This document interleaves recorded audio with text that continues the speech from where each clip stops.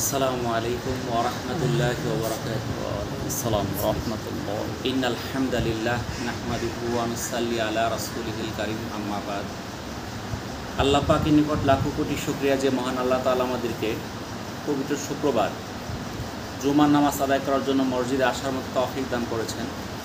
এই জন্য মহান আল্লাহর নিকট শুকরিয়া আদায় করি, আলহামদুলিল্লাহ। আজকে প্রচণ্ড গরম, মোটামুটি বেশ কয়েকদিন ধরে গরমের পরিমাণটা বেশি। তাহলে দিনের জন্য আসলে ত্যাগ করা, গরমটা যতই হোক না কেন আমরা সব কিছু উপেক্ষা করে আল্লাহ তাআলা আমাদেরকে মসজিদে নিয়ে আসছে, এটা আল্লাহ তাআলার মেহেরবানি। দিনের জন্য ত্যাগ স্বীকার করা এটা একটা সবচেয়ে বড় আমল। ত্যাগ স্বীকার আল্লাহর কাছে প্রতিদান ও সওয়াব লাভের আশায় কোনো মহান ও কাঙ্ক্ষিত লক্ষ্য উদ্দেশ্য সাধনের নিমিত্তে সম্পদ, সময় কিংবা জীবন বিসর্জন দেওয়ার নাম হচ্ছে ত্যাগ স্বীকার। এই দিনের প্রতি ত্যাগ স্বীকার এটা এক ধরনের উৎসর্গ করা। এই উৎসর্গ দুই রকম, একটা নন্দিত বা প্রশংসিত উৎসর্গ, আর একটা হচ্ছে নিন্দিত বা মন্দ উৎসর্গ। প্রশংসিত উৎসর্গ কি? আল্লাহর সন্তুষ্টির লক্ষ্যে শরীয়ত অনুযায়ী কোনো পন্থায় নিজের প্রিয় জিনিস বিসর্জন দেওয়াই প্রশংসিত বিসর্জন। যেমন ইব্রাহিম আলাইহিস সালাম আল্লাহর পক্ষ থেকে স্বপ্নাদৃষ্ট হয়ে নিজের সন্তানকে আল্লাহর নিকট উৎসর্গ করেছিলেন। তাবুকের যুদ্ধে হযরত আবু বকর, ওমর, ওসমান রাদিয়াল্লাহু তাআলা আনহুমগণ সহ বিভিন্ন সাহাবীগণ নিজেদের সহায় সম্পদ উৎসর্গ করেছিলেন। এগুলো হচ্ছে প্রশংসনীয় উৎসর্গ। আবার কিছু কিছু উৎসর্গ আছে নিন্দনীয় উৎসর্গ। আল্লাহর সন্তুষ্টি অর্জনের উদ্দেশ্য ছাড়া অন্য কোনো উদ্দেশ্যে বা বাতিলকে সহযোগিতা করার জন্য যেই বিসর্জন দেওয়া হয় সেটা নিন্দিত উৎসর্গ। যেমন জাহিলি আরবরা, মুশরিকরা মূর্তি ও দেবদেবীর নামে পশু বলি দিত। আবার বর্তমানেও কিছু নামধারী মুসলমান আছে যারা খানকায়, মাজারে, পীরের নামে কি করে? পশু জবাহ করে। কেউ যদি আল্লাহর সন্তুষ্টি ছাড়া বা অন্য কোনো উদ্দেশ্যে জিহাদ করে এবং জানমাল উৎসর্গ করে তাহলে সেটাও মন্দ উৎসর্গ হিসেবে গণ্য হবে এবং এ কারণে তাহাকে জাহান্নামের কঠিন শাস্তির সম্মুখীন হতে হবে। সহিহ মুসলিমের 1905 নম্বর হাদিস। যেই কাজগুলার, যেই ত্যাগগুলার বিনিময়ে আল্লাহ তাআলা নেকির ঘোষণা দিয়েছেন, সেই ত্যাগ কী করে আমরা স্বীকার করতে পারি? এই ত্যাগ স্বীকার করার বেশ কিছু মাধ্যম আছে। এর মধ্যে সবচেয়ে বড় মাধ্যম হইল জীবন উৎসর্গ করা। ত্যাগ স্বীকার করে কি? জীবনকে দিয়ে দেওয়া। রাসূলুল্লাহ সাল্লাল্লাহু আলাইহি সাল্লাম বলেছেন, সর্বোত্তম জীবন হলো সেই ব্যক্তির জীবন যে আল্লাহর পথে জিহাদের জন্য ঘোড়ার লাগাম ধরে থাকে। শত্রুর উপস্থিতি ও শত্রুর দিকে ধাবমান হওয়ার শব্দ শোনামাত্রই ঘোড়ার পিঠে সওয়ার হয়ে দ্রুত বেরিয়ে পড়ে। যথাস্থানে সে শত্রুকে হত্যা বা নিজ শাহাদতের সন্ধান করে। অথবা ওই লোকের জীবনে উত্তম যে ছাকপাল নিয়ে কোনো পাহাড়ের চূড়ায় বা নির্জন উপত্যকায় বসবাস করে আর যথারীতি সালাত আদায় করে, যাকাত প্রদান করে এবং আমৃত্যু তার প্রভুর ইবাদতে নিমগ্ন থাকে। তখন লোকটি কেবল কল্যাণের মাঝেই বিরাজ করে। তাহলে এখানে আল্লাহ রসুল কি বললেন? যে জীবন উৎসর্গ করা আল্লাহর রাস্তায়, এর চেয়ে পুণ্যের কাজ আর হইতে পারে না। যখন একটা ব্যক্তি সবসময় ঘোড়ার লাগাম ধরে থাকে যে কোন সময় দিনের প্রয়োজনে তার ডাক পড়বে আর সাথে সাথে সে বের হয়ে যাবে, তাহলে জীবন দেওয়া ত্যাগ স্বীকার করা যায়। আবার জীবন ছাড়াও আরও কিছু মাধ্যম আছে। 2 নম্বর হলো অর্থ সম্পদ উৎসর্গ করে। আল্লাহ তাআলা বলেন, তোমরা বেরিয়ে পড়ো, অল্প সংখ্যক হও বা অধিক সংখ্যক হও, এবং জিহাদ করো আল্লাহর পথে তোমাদের মাল ও জান দ্বারা। এটাই তোমাদের জন্য উত্তম যদি তোমরা জানো। এটা সূরা তাওবার 41 নম্বর আয়াতের অর্থ। তবুকের যুদ্ধে রাসূলুল্লাহ সাল্লাল্লাহু আলাইহি সাল্লাম সাহাবায়ে কারামকে জিহাদে অংশগ্রহণ করার পূর্বে তাদের মাল উৎসর্গ করতে বলেছিলেন। রাসূলুল্লাহ সাল্লাল্লাহু আলাইহি সাল্লাম বলেছেন, তোমরা মুশরিকদের বিরুদ্ধে তোমাদের জান, মাল এবং জবান দ্বারা জিহাদ করো এটা সুনানে আবু দাউদের 2504 নম্বর হাদিস। তাহলে কি দ্বারা? জান, মাল আর জবান দ্বারা। কাদের বিরুদ্ধে? মুশরিকদের বিরুদ্ধে জিহাদ করা। তো আল্লাহর পথে সম্পদ উৎসর্গ করা আরেকটি উদাহরণ হচ্ছে, উপায় হচ্ছে দান সাদকা করা। আল্লাহর পথে সম্পদ কি করা? সম্পদ উৎসর্গ করা একটা উপায় হলো দান সাদাকা। দানশীল সাহাবীদের মধ্যে অন্যতম ছিলেন আবু তালহা রাদিয়াল্লাহু তাআলা আনহু। তিনি মদিনায় আনসারদের মধ্যে সবচেয়ে বেশি খেজুর বাগানের মালিক ছিলেন। মসজিদে নববীর নিকটবর্তী বাইরুহা নামক বাগানটি তার কাছে অধিক প্রিয় ছিল। রাসূলুল্লাহ সাল্লাল্লাহু আলাইহি সাল্লাম বাগানে প্রবেশ করে এর সুপেয় পানি পান করতেন। কিন্তু আল্লাহ যখন এই আয়াত নাজিল করেন যে তোমরা কখনোই কল্যাণ লাভ করতে পারবে না যতক্ষণ না তোমরা তোমাদের প্রিয় বস্তু থেকে দান করবে, আর তোমরা যা কিছু ব্যয় করবে আল্লাহ তাআলা সবই জানেন। এটা সূরা আল ইমরানের 92 নম্বর আয়াতের অর্থ। তাহলে এই আয়াতে আল্লাহ তাআলা বলে দিলেন তোমরা কখনোই কল্যাণ লাভ করতে পারবে না যতক্ষণ না তোমাদের প্রিয় বস্তুটা, প্রিয় জিনিস থেকে তোমরা দান না করো। তাহলে আমাদের প্রিয় জিনিসটা কি সেটা কিন্তু দান করতে হবে। যখন আবু তালহা রাদিয়াল্লাহু তাআলা আনহু আল্লাহ রাসূল সাল্লাল্লাহু আলাইহি সাল্লামের কাছে এসে বললেন, হে আল্লাহ রাসূল, বাইরুহা বাগানটি আমার কাছে অধিক প্রিয়, আমি এটা আল্লাহর নামে সাদকা করে দিলাম, কাজেই আপনি যাকে ইচ্ছা দান করে দিন। তখন রাসূলুল্লাহ সাল্লাল্লাহু আলাইহি সাল্লাম বললেন, বাহ, এটা তো একটা লাভজনক সম্পদ, এটা তো একটা লাভজনক সম্পদ। অতঃপর সেই বাগানটি আবু তালহা রাদিয়াল্লাহু তাআলা আনহুর আত্মীয় স্বজনদের মাঝে বন্টন করে দেওয়া হলো। এটা সহিহ বুখারীর 1461 নম্বর হাদিস। যখন এই আয়াতটা নাজিল হইল যে তোমরা কল্যাণ লাভ করতে পারবে না নিজের প্রিয় জিনিস দান না করলে, এই আয়াতটা শোনার পর হযরত আবু তালহা রাদিয়াল্লাহু তাআলা আনহুর সবচেয়ে প্রিয় যে বাগানটা ছিল, খেজুরের বাগানটা, এটা আল্লাহ রাসূলের কাছে যা বলেন এটা আমি দান করে দিলাম। তখন আল্লাহ রাসূল কি করলেন? এটা তার আত্মীয় স্বজনদের মধ্যে বন্টন করে দিলেন। তাহলে এই আয়াত তো নাজিল হয়েছে আরো প্রায় 1500 বছর আগে। আমাদের কাছে কি আসে নাই? আমরা কি দান করছি? বলেন। আমরা দান করছি প্রিয় জিনিস না, যেটা প্রিয় জিনিস ওটা আমরা দান করতাম না। বুঝতে পারছেন তো? যদি আমরা ওই যে সবার সময় মাদ্রাসা থেকে দান আনতে যাই, ম্যাক্সিমাম দানি দে যে মলম পাড়ার না দান যেটা কয়, বুঝতেছেন তো, বালা দানটা মাসব তুলালায়, যেটা হইলো একটু নিম আছে ওই দানটাই দিয়া দেয়। এরকম আপনি যদি মসজিদের দান বাক্স খুলেন, যত সিরা টেপ মারা টাকা সবই বাক্সের মধ্যে আছে, নতুন টাকা নাই। কালেকশন করে গেলাম, কালেকশন থাকলে দোকানে চালু আসছে, যা দিয়ে দিলাম। বুঝতে পারলেন তো?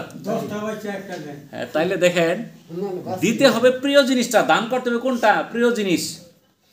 এটা আল্লাহ তাআলার হুকুম, কোরআনের কথা। তো এই যে আমরা 1 নাম্বার উৎসর্গ করার জিনিস কি? জান। 2 নাম্বার হলো মাল। 3 নাম্বার হলো সময়। সময় যে দেওয়া, এটার কিন্তু বিরাট ফজিলত। সময় মানুষের অমূল্য সম্পদ। সব জিনিস ফিরে পাওয়া যায়, সময় ফিরে পাওয়া যায় না। আপনি জমি হারাই ফেলছেন, জমি গেছে গা, লস হয়েছে, বিক্রি করে ফেলছেন, এক সময় আপনি পাবেন, কিনতে পারবেন। টাকা লস হয়েছে, এক সময় লাভ হবে, কিন্তু সময় যে জীবন থেকে যাইতেছে গা, এটা কিন্তু কখনো এর ফিরে পাওয়া যাবে না। এই সময়ের কুরবানি করে যারা জীবনের মুহূর্তগুলো আল্লাহর পথে পরিচালিত করে, তাদের ফজিলত অনেক বেশি। আল্লাহর পথে সময় উৎসর্গ করার ফজিলত সম্পর্কে রাসূলুল্লাহ সাল্লাল্লাহু আলাইহি সাল্লাম বলেন, আল্লাহর পথে একটি সকাল বা একটি সন্ধ্যা ব্যয় করা দুনিয়া ও তার মধ্যবর্তী সকল কিছুর চেয়ে উত্তম। সুবহানাল্লাহ। এটা সহিহ বুখারীর 2792 নম্বর হাদিস। কেউ যদি দুনিয়া ও তার মধ্যস্থিত তাবৎ সম্পদের মালিক হয় এবং সেটা আল্লাহর রাস্তায় দান করে দেয়, তাহলে সে আল্লাহর কাছে যত প্রতিদান পাবে, একজন মুমিন একনিষ্ঠভাবে আল্লাহর পথে একটি সকাল বা সন্ধ্যা ব্যয়ের মাধ্যমে তার চেয়ে অধিক প্রতিদান লাভ করে।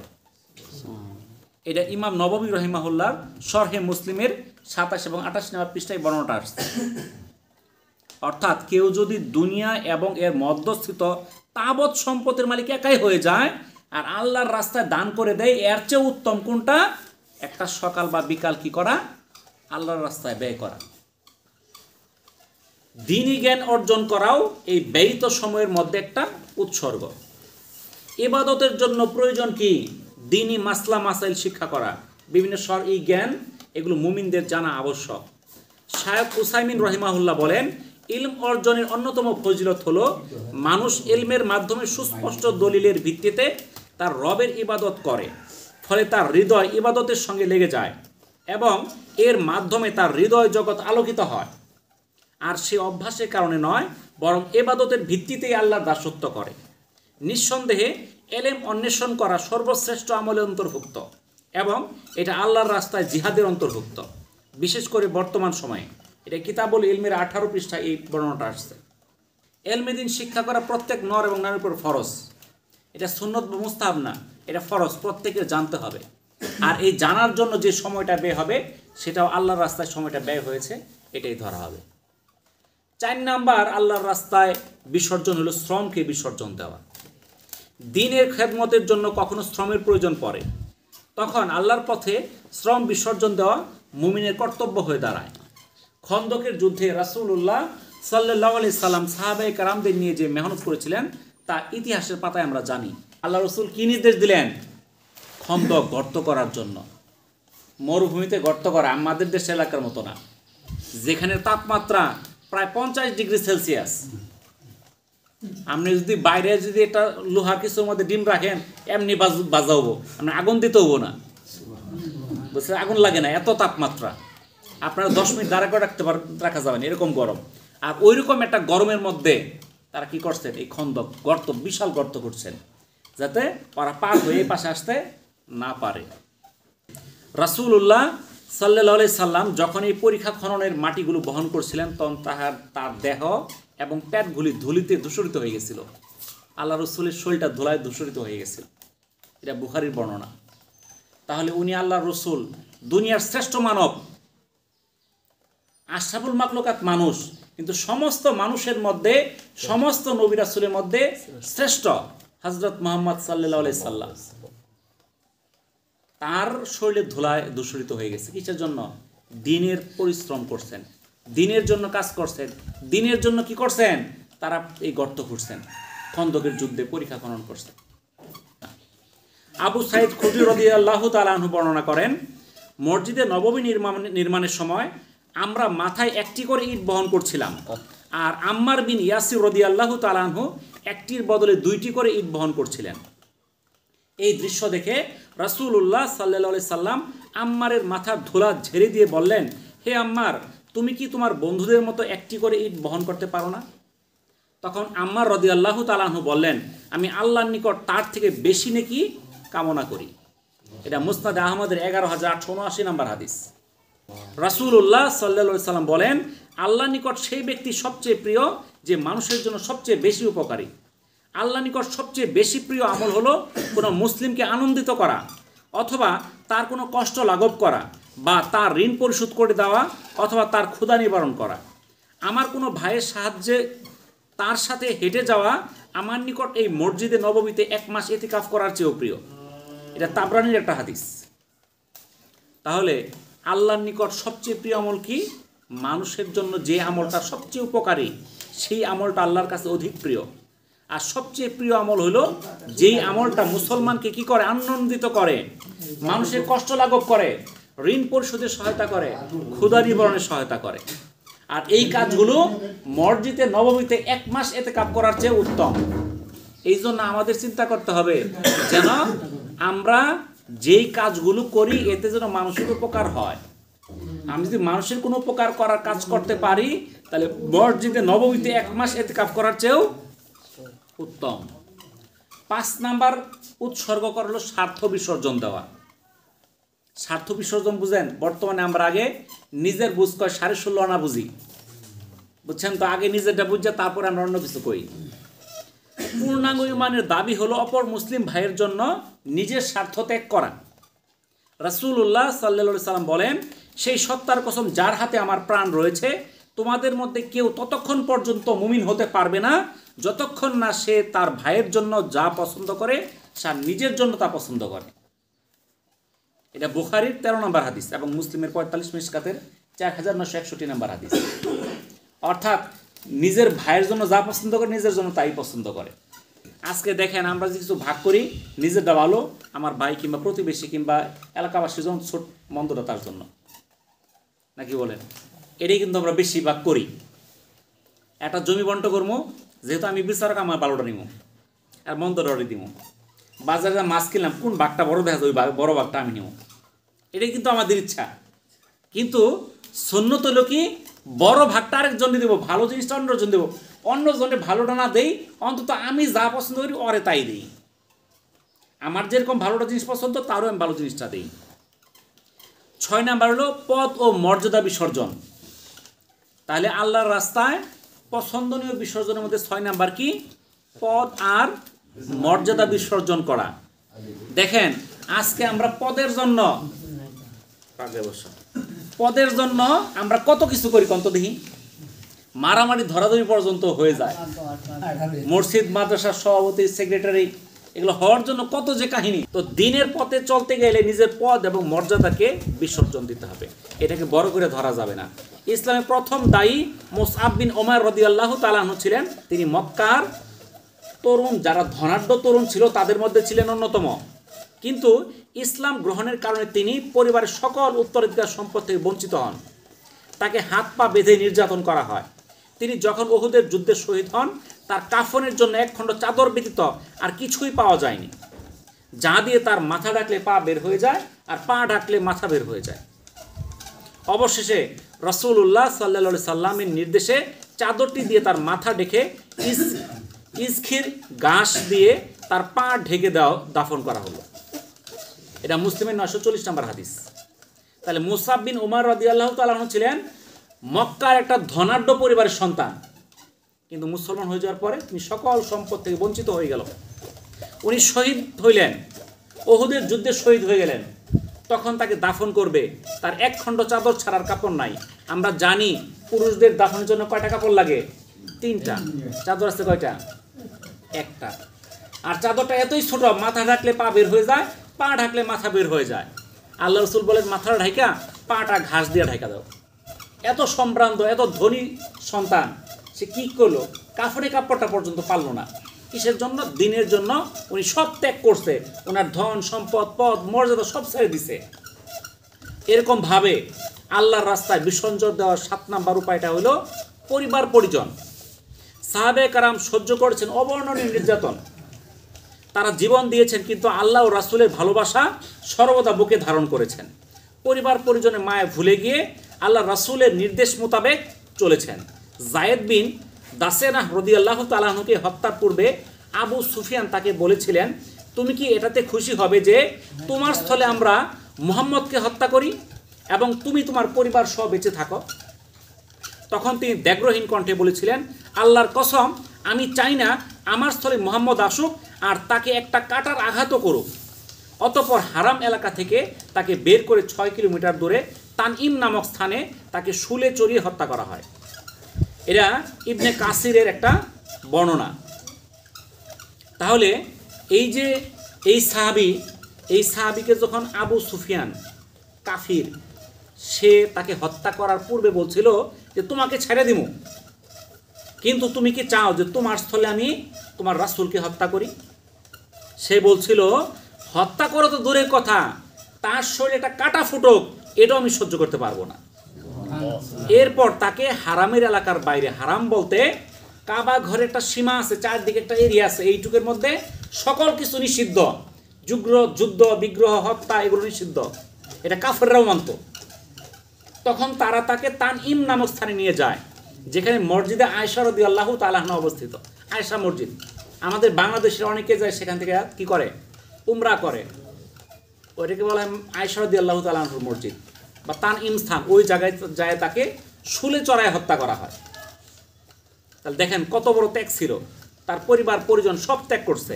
মুসআব বিন সাদ রাদিয়াল্লাহু তাআলা আনহু যখন ইসলামের সুশীতল ছায়া আশ্রয় নিলেন, তখন তার মা তাকে কসম দিয়ে বললেন, তুমি অবশ্যই তোমার দিন ছাড়বে, নইলে আমি খাবো না, পানও করব না, এভাবেই মরে যাব।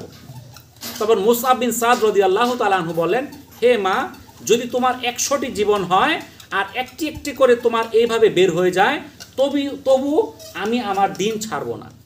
এখন তুমি চাইলে খাও, চাইলে না খাও, অতঃপর ছেলের এই দৃঢ় অবস্থান দেখে তিনি খেলেন। এটা তাফসীর ইবনে কাসির 7ম খণ্ডের 337 পৃষ্ঠার একটা বর্ণনা। অর্থাৎ এই মুসআব বিন সাদ রাদিয়াল্লাহু তাআলা আনহু যখন ইসলাম গ্রহণ করলেন, তার মা কি করলেন? খাবার বন্ধ করলেন, আমি খাবো না, তুমি এই দিন থেকে ফিরে আসো, তুমি মুসলমান থেকে ফিরে আসো, তুমি যদি ফিরে না আসো আমি খাবো না। তখন মুসআব রাদিয়াল্লাহু তাআলা আনহু কি বললেন যে তোমার জীবন যদি 100 বারও থাকে, 100 বার যদি মারা যাও, আমার এতে কোনো যায় আসে না, আমি দিন ছাড়বো না। তাহলে সব ছাড়ছে, বাপ মা যা আছে সব ছাড়ছে তারা। আর কি এই জীবন দিনের রাস্তায় উৎসর্গ করার 7 নম্বর উপায়টা হলো সদাচরণে ত্যাগ স্বীকার করা। দিনের পথে ত্যাগ স্বীকারের একটা উত্তম মাধ্যম হলো সদাচরণ। আল্লাহ বলেন ভালো ও মন্দ কখনোই সমান হতে পারে না, তুমি উত্তম দ্বারা অনুত্তমকে প্রতিহত করো, ফলে তুমি দেখবে যে তোমার সাথে যার শত্রুতা আছে সে তোমার অন্তরঙ্গ বন্ধু হয়ে গেছে। এটা সূরা হামিম সাজদার 34 নম্বর আয়াতের অর্থ। অর্থাৎ মানুষের সঙ্গে মন্দ আচরণ যাই করুক না কেন, তার উত্তর দিতে হবে ভালোর দ্বারা। একদিন রাসূলুল্লাহ সাল্লাল্লাহু আলাইহি সাল্লাম মসজিদে নববীতে বসেছিলেন। এমন সময় এক বেদুইন এসে মসজিদে প্রস্রাব করতে লাগলো। আল্লাহ রসুল কোথায় বসে আছে? মসজিদে নববীতে আইসা এক বেদুইন এসে মসজিদের মধ্যে প্রস্রাব করা শুরু করলো। সাহাবীগণ তাকে থামাতে গেলেন, কিন্তু রাসূলুল্লাহ সাল্লাল্লাহু আলাইহি সাল্লাম তাকে থামাতে নিষেধ করলেন। তারপর প্রস্রাব করা শেষ হলে রাসূলুল্লাহ সাল্লাল্লাহু আলাইহি সাল্লাম তাকে ডেকে কোমল কণ্ঠে বললেন, এই মসজিদগুলো প্রস্রাব ও অপবিত্র করার জায়গা না, বরং এটা শুধু আল্লাহর জিকির, সালাত ও কোরআন তেলাওয়াতের জায়গা। অতঃপর তিনি সেই জায়গাতে পানি ঢেলে দেওয়ার নির্দেশ দিলেন। সহিহ বুখারী 1221, সহিহ মুসলিমের 285 এবং মিসকাতের 492 নম্বর হাদিস। তাহলে বেশ কয়েকটা গ্রন্থে হাদিসটা আসছে। আল্লাহ রসুলের সামনে মসজিদ নববীতে বসে প্রস্রাব করতেছে, সাহাবীরা তাকে কি করতে গেল? প্রতিহত করতে গেল।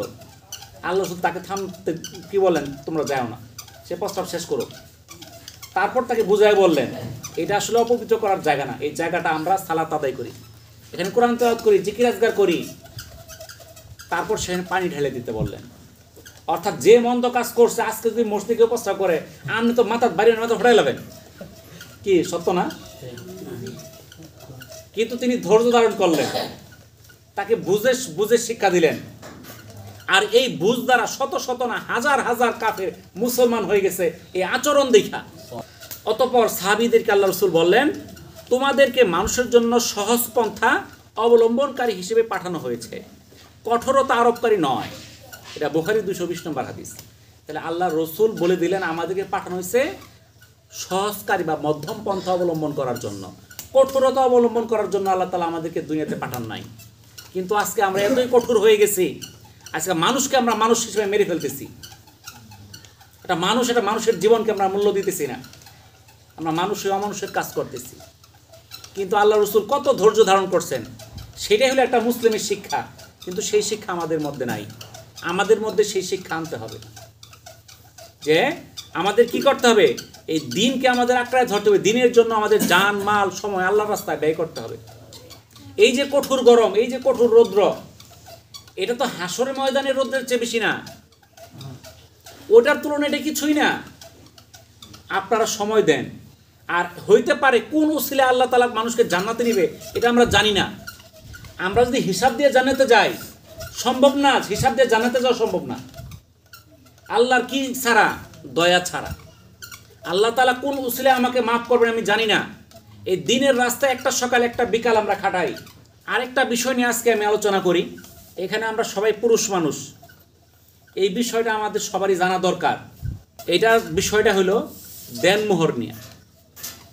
সূরা মাইদার 5 নম্বর আয়াতে আল্লাহ তাআলা বলেন, আর মুমিন সচ্চরিত্রা নারী ও তোমাদের আগে যাদেরকে কিতাব দেওয়া হয়েছে তাদের সচ্চরিত্রা নারীদেরকে তোমাদের জন্য বৈধ করা হলো, যদি তোমরা তাদের দেনমোহর দাও বিয়ের জন্য, প্রকাশ্য ব্যভিচার বা গোপন প্রণয়নী গ্রহণকারী হিসেবে নয়। তাহলে সূরা মাইদার 5 নম্বর আয়াতে আল্লাহ তাআলা কি বলে দিলেন? মুমিন সচ্চরিত্রা নারী এবং যাদেরকে কিতাব দেওয়া হয়েছে তোমাদের পূর্বে, তাদের মধ্যে যে সকল সচ্চরিত্রা নারী আছে তাদেরকে তোমাদের জন্য বৈধ করা হলো, হালাল করা হলো কি শর্তে? দেনমোহরের শর্তে। সূরা মুমতাহিনার 10 নম্বর আয়াতে আল্লাহ তাআলা বলেন, তোমরা তাদেরকে বিয়ে করলে তোমাদের কোনো অপরাধ হবে না যদি তোমরা তাদেরকে মোহর বা দেনমোহর দাও। তাহলে মুসলিমদের বিয়ের একটা শর্ত হলো দেনমোহর, এটা আমরা সবাই জানি, ছোট থেকে বড় সবাই জানি দেনমোহর দেওয়া।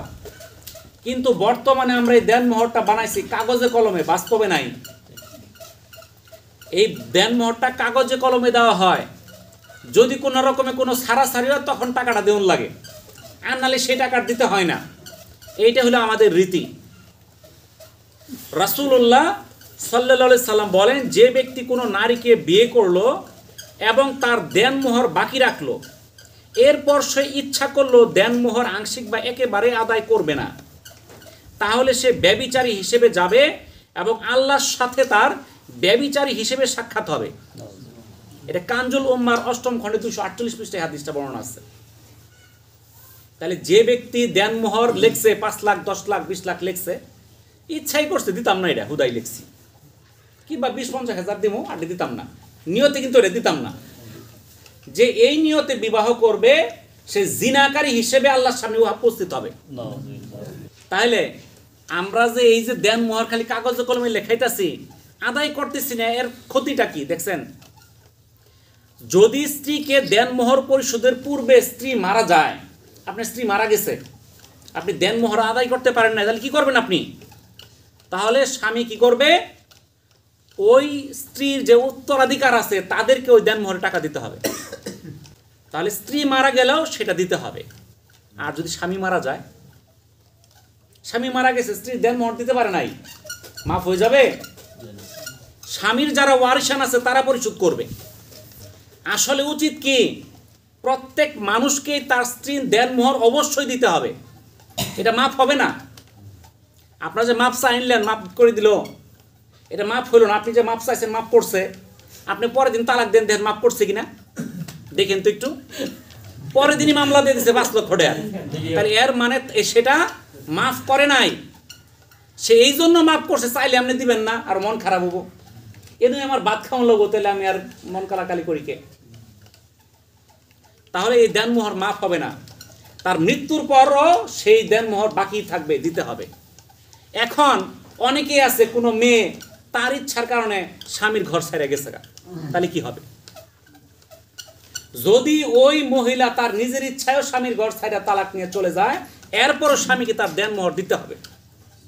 আঙ্গুর দেশ কিন্তু নাই, তো মেয়ের ইচ্ছায় গেছে, এটা কি এরাবার আরো 5 মাস খাইছো সেই দিয়ে যা। কিন্তু হাদিসের কথা কি, ওই মেয়ের যে আরেক জায়গায় বিবাহিত হয়ে যায়, ওই জায়গায় আর 5টা সন্তান হয়ে গেছে, তাও তার সম্পদ, তার যে দেহার মোহর, এটা দিয়ে আসতে হবে। বুঝতে পারছেন?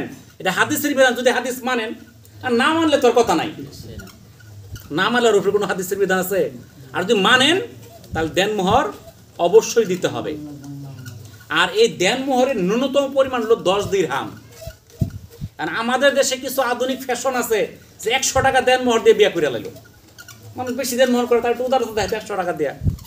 আসলে দেনমোহরের ন্যূনতম বিধান হলো 10 দিরহাম। তবে কেউ যদি অসহায় হয় তার জন্য ছাড় আছে। আল্লাহ রসুল বলছে, তোমার যদি কিছুই না থাকে, একটা লোহার যে আংটি থাকে সেটা দিয়ে হলো তুমি দেনমোহর দিয়ে বিয়ে করো। কিন্তু আপনার সামর্থ্য আছে লক্ষ লক্ষ টাকা, আপনি 1 টাকা দিয়ে 100 টাকা দেনমোহর বিয়ে করবেন, এটা ইসলামের বিধান না। আপনার অর্থ সম্পদ অনুযায়ী, সামর্থ্য অনুযায়ী আপনি দেনমোহর দিবেন। রাসূলুল্লাহ সাল্লাল্লাহু আলাইহি সাল্লাম আমাদেরকে বলেছেন, আল্লাহ রসুল যুবকদের বললেন, হে যুবকের দল, তোমাদের মধ্যে যে বিয়ের সামর্থ্য রাখে সে যেন বিয়ে করে, আর যার বিয়ের সামর্থ্য নাই সে যেন রোজা রাখে, কারণ রোজা তার কাম ভাবকে অবলম্বন করে। এটা সহিহ বুখারী 2427 নম্বর হাদিস। তাহলে যার এই যে দেনমোহর দেওয়ার সামর্থ্য নাই, তার বিয়ে করারই জায়েজ নাই। তার আল্লাহ রসুল, তুমি রোজা রাখো, তোমার বিয়ে লাগবে না, তোমার দেনমোহর দিয়ে পাবা না, বউরে খাওয়ার পাবা না, তোমার আবার বিয়ে কি? আর আঙ্গর দেশের নিয়ম হলো বিয়ে করা ফরজ। কোন হাদিসে পাইলে বিয়ে করা ফরজ, এটা কিন্তু কেউ করা হতো না। হুজুরে কোন যেত, হুজুর বিয়ে করা ফরজের কোন হাদিসে আছে কিংবা কোন কিতাবে আছে, কেউ খুঁজে পাইতো না। কিন্তু নামাজ ফরজ এটা কইতো না, রোজা ফরজ কইতো না, হজ ফরজ কইতো না, যাকাত ফরজ কইতো না, বিয়ে করা ফরজ। বুঝলেন তো? অর্থাৎ মন করে হাদিস বানালাইছে। বিয়ে করা সুন্নত, এটা ফরজ না, আল্লাহ রসুলের সুন্নত বা দাইমি সুন্নত, এটা কখনোই ফরজ না। কারোর জন্য ওয়াজিব হইতে পারে, কারোর জন্য নিষেধ, কারোর জন্য হারাম বিয়ে করা। বুঝতে পারছেন? ফতোয়া নিজেরা দিয়ে ফেলবেন না। তো যারা বিয়ে করছেন না তারা দেনমোহর দিয়ে বিয়ে করবেন। যদি দেনমোহর সামর্থ্য না থাকে বিয়ে করার চিন্তা বাদ দিবেন। সৌদি আরবে একটা বাচ্চার যখন 10-15 বছর, ওই সময় সে টাকা জমাইতে থাকে, তার বিয়ের টাকা জমাইতে থাকে ওই সময়। কারণ তার ওই মেয়ের বাপকে নগদ 20 থেকে 50 লক্ষ টাকা দিতে হবো সাধারণ ঘরে রইলে। আর ধনী মানুষ তো 200-400 কোটি টাকা দিন লাগবো। বুঝছেন তো? বাপ হইলো কোটিপতি, 100-200-500 কোটি টাকার মালিক। সে বাচ্চা তার ছেলে কি করছে, গাড়ি ড্রাইভিং করতে চায়, ইনকাম করতেছে, ওই হাজিরা যায় নিতেছে, নিয়ে 10 রিয়াল 20 রিয়াল উপরে নিতেছে, জমাইতেছে, বিয়ে করতে টাকা লাগবো। অন্য বাকি চলতো না, করতেছে বাকি সব 10 লাখ টাকা লেখলাম, আদায় করলাম 10,000। ওই দেশে তা নাই, আমি লেখছেন 10 লাখ, আগে 10 লাখ দিন লাগবো, পরে আলাপ। তাহলে আর যারা বিয়ে করছেন এখনো আপনারা কি দেনমোহর দেন নাই, বয়স হয়েছে 60, 70, 80, 90, আপনি দেনমোহর দিয়ে দিবেন। আপনার জমি আছে 10 কাঠা, 1 কাঠা লিখে দিয়ে দিন, নাকি কন? নিয়ে যাবো গা, নিয়ে গেলে জাক করে 10 সম্পদ। আপনার যদি 10 কাঠা জমি থেকে 1 কাঠা লিখে দিয়ে দেন, তার দেনমোহর তো বেঁচে গেলেন গা। কিছু গয়নাকাটি বানাই দেন যেন তার দেনমোহরটা আদায় হয়ে যায়। এই দেনমোহর আদায় অবশ্যই করতে হবে, এটা মৌকুফ হওয়ার যোগ্য না। মৌকুফ কেমনে হয় জানেন? আপনি 1 লাখ টাকা আদায় করছেন, 1 লাখ টাকা দিয়ে দিচ্ছেন, সে পায় বুঝা পাইছে, নিজের সামনের খুশি হয়ে দিয়ে দিচ্ছে। আবার শর্ত করলেন আমি দিব, তুমি দিয়ে আলাবা, এই শর্ত না। বুঝছেন কিছু? শর্ত না, ইচ্ছা করে সে দিয়ে দিচ্ছে, এটা তার ব্যক্তিগত ব্যাপার, দিয়ে দিতে পারে। কিন্তু আপনি দিতে নিনে নিয়ত, এটা কিন্তু হবে না। তো এই জন্য আমরা কোরআন এবং হাদিসের আলোকে আমরা জীবন করি, তাহলে আমাদের প্রত্যেকটা কাজের মধ্যে আল্লাহ তাআলা বরকত, কামিয়াবি দান করবে। আর যদি আমরা কোরআন হাদিসের বিরুদ্ধে চলি, আমাদের কোনো কিছুতে বরকত আসবে না, সুখ শান্তি আসবে না, খালি অশান্তি আর অশান্তি থাকবে। ঘরের মধ্যে গেলেও অশান্তি, বাইরে গেলেও অশান্তি, সব জায়গাতে অশান্তি। আর কোরআন হাদিসের আলোকে থাকেন আপনি, যেখানে যাবেন সেখানেই শান্তি, শান্তি আর শান্তি। তো আমরা যে আলোচনাগুলো করলাম, আল্লাহ তাআলা আমাদেরকে আমল করার তৌফিক দান করুন। আমিন। আখিরুদ দাওয়ানা আনিল হামদুলিল্লাহি রাব্বিল আলামিন। আসসালামু আলাইকুম ওয়া রাহমাতুল্লাহি ওয়া বারাকাতুহু।